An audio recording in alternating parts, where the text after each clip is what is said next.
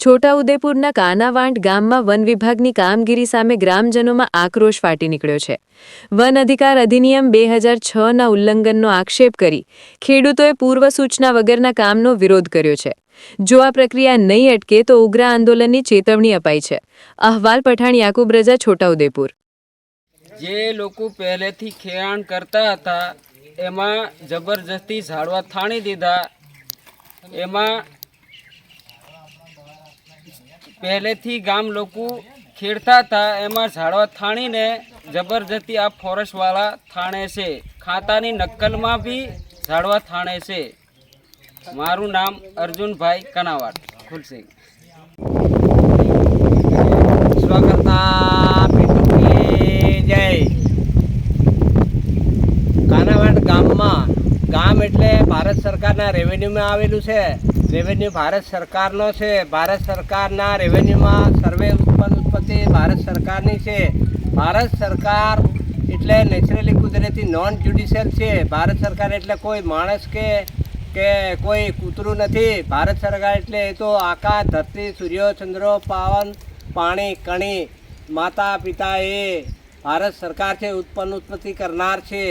ભારત સરકાર એ રેવન્યુનો વરિષ્ઠ છે. ભારત સરકારની અંદર આવેલા તમામ ગામડા ભારત સરકારના રેવન્યુમાં આવેલા ઝાડ વૃક્ષો, તમામ ખેતી એ બધું આદિમ જાતિ આદિવાસીની પ્રોપર્ટી છે.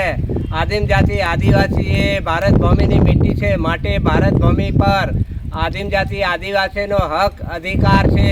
અને કોઈ ફોરેસ્ટ ખાતાના કે જંગલ ખાતાના કે પોલીસ ખાતાના વગેરે તમામ 852 ખાતાના કર્મચારીઓ કોઈ માલિક નથી. રેવન્યુના અંદર રેવન્યુના બંધનમાં છે.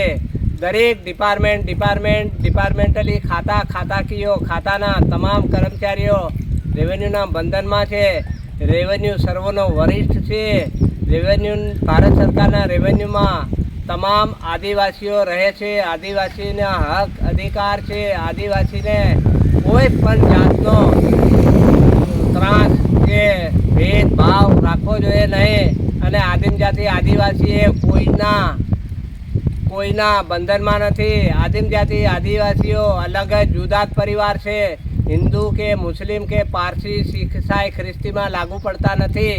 આદિમ જાતિ આદિવાસી ભારત ભૂમિના ખેતી કરીને જીવન નિર્વાહ ચલાવતા છે.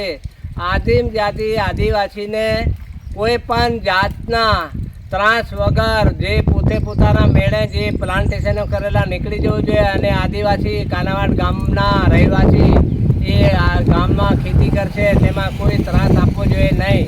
આટલું કહી મેં રજા લો. નામ બોલ દો.